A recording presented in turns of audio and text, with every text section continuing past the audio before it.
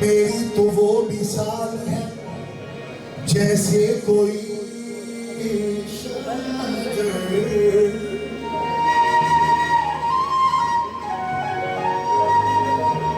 मेरी तो वो मिसाल है।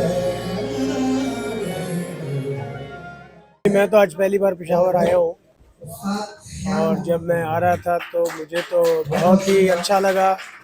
किसी किस्म की बदतमीजी नज़र नहीं आई, कोई हालात ख़राब नज़र नहीं आए।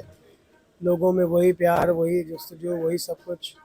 लोगों के कारोबार वैसे ही चल रहे हैं, लोगों की चहल पहल वैसे ही है। और फिर यहाँ मुझे वेलकम भी ऐसा खूबसूरत किया गया जिस तरह मेरे वालिद साहब को मोहब्बतें दी गई। हमेशा मुझे पेशावर से वही मोहब्बतें मिली।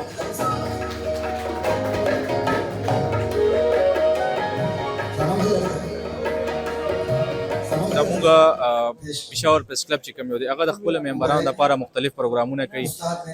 هغې کې زموږ زیاته توجه چې کوم یو وي هغه داسې پروګرامونه وي چې هغې کې کم زموږ ممبران دي د هغوی فیملی چې کوم یو دي هغوی زیات نه زیات انجوای کوي. نن چې کوم یو دی غزل نایټ چې دی هغه موږ د خپل ممبرانو دپاره منعقد کړی دی. زموږ د هغې مین مقصد دا دی چې موږ خپل ممبرانو ته انټرټینمنټ چې کوي زیات نه زیات موږ یې ورکړو.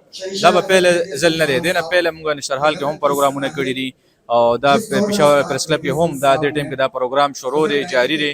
نو تاسو ګورئ چې ډېر زیات چې کوم زموږ ممبران دي هغې کې دوی شرکت کړی دی او ښه انجوای کوي.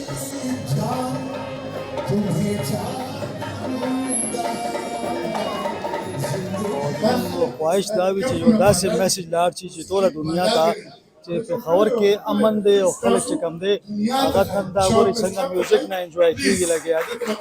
چونکې غزل پروګرام دی او مهدي حسن صاحب په نوم دی، نو د هغې چونکې زوی دلته راغلی دی پاکستان ته، زموږ دا خواهش و چې هغه دلته راشي پرفارم کړي.